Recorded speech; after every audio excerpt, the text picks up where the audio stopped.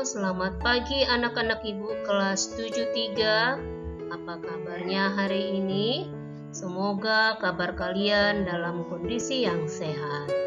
Jumpa lagi dengan saya, Ibu Dernika Simarmata, SPD. Kita akan masuk pertemuan yang keempat. Ibu berharap orang tua dari anak-anak ibu juga dalam kondisi yang baik dan sehat. Anak-anak ibu kelas 73, saat ini kita akan belajar tentang alat pemuas kebutuhan. Alat pemuas yang digunakan untuk memenuhi kebutuhan manusia umumnya disebut sebagai produk, baik itu berupa barang ataupun jasa. Alat pemuas kebutuhan ada dua, yaitu berupa barang ataupun jasa. Definisi alat pemuas kebutuhan barang dan jasa. Barang itu adalah alat pemuas kebutuhan berbentuk barang yang merupakan segala sesuatu yang dapat digunakan untuk memenuhi kebutuhan manusia yang wujudnya dapat dilihat serta diraba. Nah, contohnya ada beras, ya, ada minyak. Nah, semua berupa barang yang merupakan pemuas kebutuhan manusia yang dapat dilihat serta diraba. Nah, kemudian jasa. Jasa itu yaitu alat pemuas kebutuhan berupa jasa yang merupakan segala sesuatu yang dapat digunakan untuk memenuhi kebutuhan manusia yang wujudnya tidak dapat dilihat, namun fungsinya bisa dirasakan serta dinikmati. Ya, berbeda dengan barang. Kalau jasa tidak bisa dilihat, tetapi fungsinya bisa dinikmati, ya. Nah, macam-macam alat pemuas kebutuhan. Pada dasarnya, alat-alat yang digunakan sebagai pemuas kebutuhan yang diperlukan oleh manusia yaitu satu, ya, berdasarkan kaitannya dengan benda lain, ya. Maka alat pemuas kebutuhan itu terbagi dua. Satu, barang komplementer. Barang komplementer ini merupakan barang yang dapat dirasakan manfaatnya apabila digunakan bersama-sama dengan barang lain atau saling melengkapi. Jika barang tersebut digunakan sendirian, maka barang tersebut tidak dapat memenuhi kebutuhan secara maksimal atau bahkan tidak dapat digunakan. Nah, jadi barang komplementer ini adalah barang yang digunakan secara bersama-sama dengan barang lain, ya, atau saling melengkapi. Misalnya kendaraan, ya, kendaraan dengan bahan bakar. Jikalau tidak ada kendaraan, untuk apa bahan bakar? Nah, kalau tidak ada bahan bakarnya, kendaraannya tidak bisa jalan. Itulah yang disebut dengan barang komplementer. Contoh barang komplementer, ya, gambar yang pertama. Di sini ibu buat contohnya secangkir kopi, ya. Kopi, barang-barang yang saling melengkapi itu adalah ada gula, air panas atau air hangat, ada kopinya, ya. Nah, coba anak bayangkan jikalau yang ada hanya kopinya saja, gulanya tidak ada, apakah manfaatnya maksimal? Tentu saja tidak, ya. Kemudian ada gula, ada kopi, tetapi air panasnya tidak ada. Apakah maksimal pemanfaatannya? Tentu saja tidak, ya. Nah, kemudian contoh yang kedua dan ketiga, ya. Nah, barang yang kedua adalah barang substitusi. Substitusi ini maksudnya adalah pergantian. Maka barang substitusi adalah barang yang pemanfaatannya ya dapat menggantikan barang lain atau saling menggantikan satu sama lain.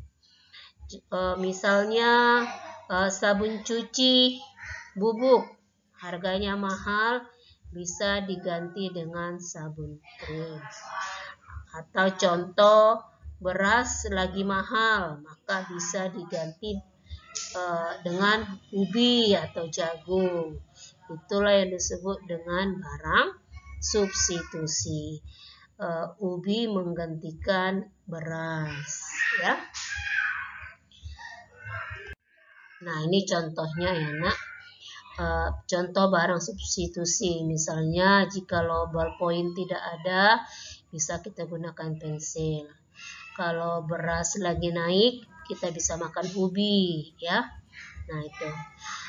Lalu alat pemuas kebutuhan yang kedua berdasarkan wujudnya. Ya, terbagi dua. Satu, barang konkret. Nah, anak-anak Ibu, yang pertama barang konkret. Barang konkret itu merupakan barang yang wujudnya bisa diraba, dilihat, ataupun dirasakan. Konkret itu artinya nyata. Berarti barang konkret adalah barang yang bisa kita lihat, kita raba, ya, ataupun kita rasakan. Misalnya pakaian, makanan, minuman, rumah, dan masih banyak lagi. Barang abstrak. Abstrak artinya tidak nyata. Ya, maka barang abstrak itu adalah barang yang wujudnya tidak bisa dilihat ataupun diraba, namun tetap dapat dirasakan manfaatnya. Tidak bisa kita lihat dan kita raba, tetapi manfaatnya bisa kita rasakan. Misalnya jasa guru, jasa dokter, jasa supir, dan masih banyak lagi ya. Alat pemuas kebutuhan menurut cara memperolehnya. Terbagi dua, satu barang ekonomi. Barang ekonomi adalah alat pemuas kebutuhan yang jumlahnya lebih sedikit dibandingkan dengan jumlah kebutuhan manusia itu sendiri. Dan untuk memperoleh barang ekonomi ini dibutuhkan pengorbanan tertentu. Pengorbanan apa yang dilakukan manusia untuk memperoleh barang ekonomi adalah pengorbanan dalam bentuk biaya. Contohnya rumah, ya. Tentu rumah harus dibeli, sepatu, emas, ya, lemari, ya, beras dan lain-lain, ya.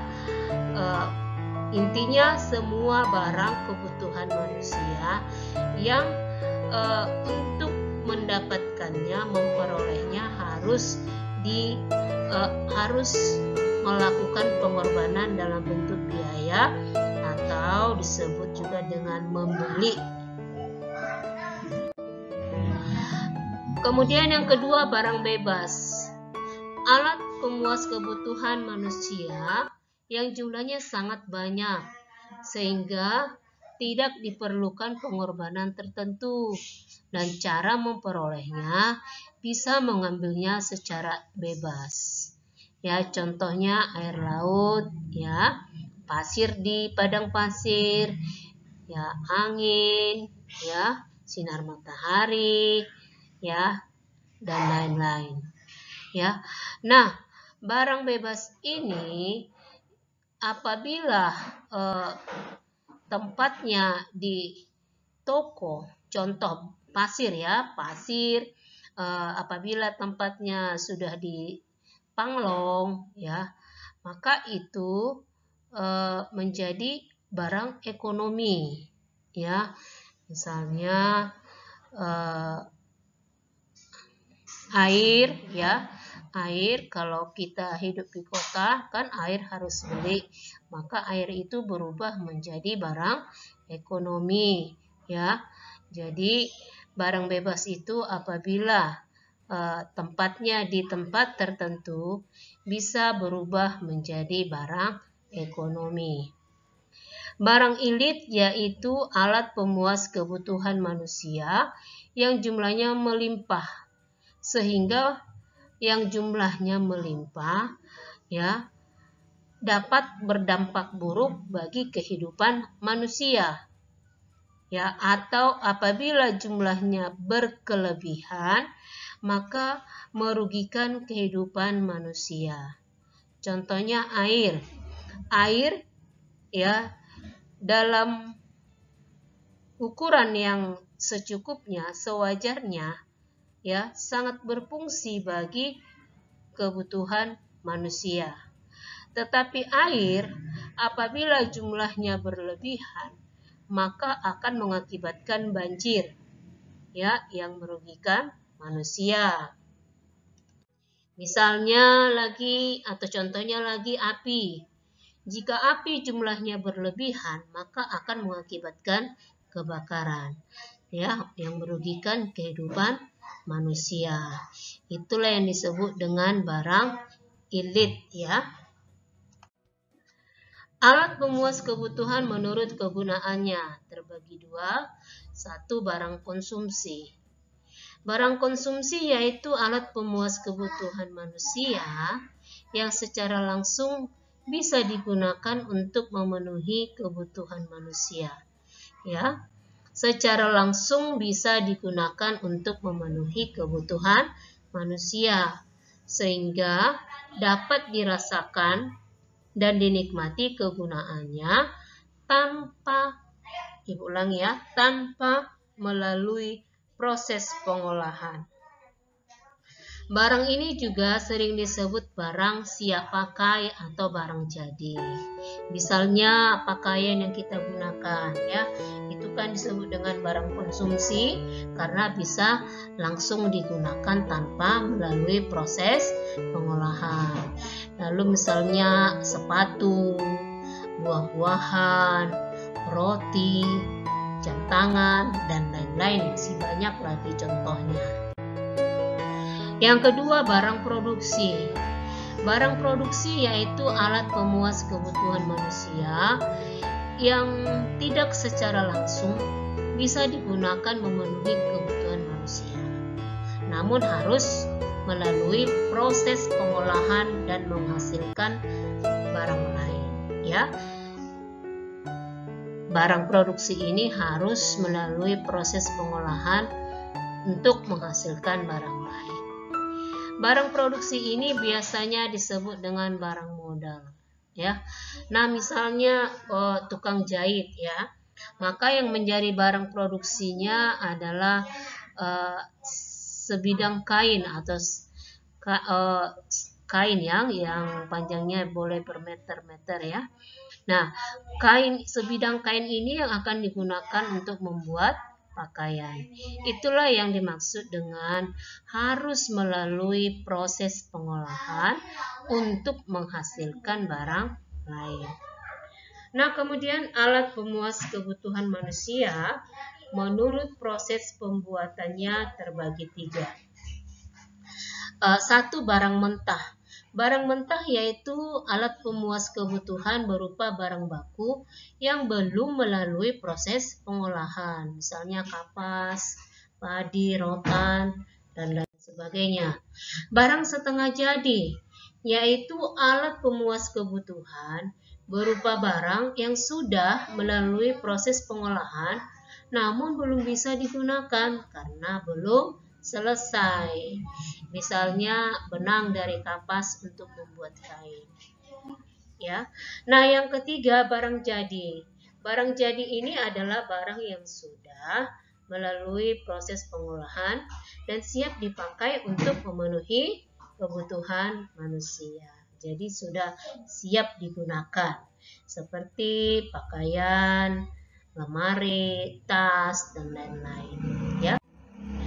Nah, sampai di sini materi pembelajaran kita anak-anak. Apabila ada yang hendak ditanyakan mengenai pembahasan kita di pertemuan keempat ini, silakan di japri atau di WA kepada Ibu ya. Nah, kemudian kerjakan tugasnya ya, tugas pertemuan keempat di kertas double folio. Nah, jumpa lagi kita di pertemuan berikutnya. Tetap jaga kesehatan dan tetap berdoa ya. Terima kasih.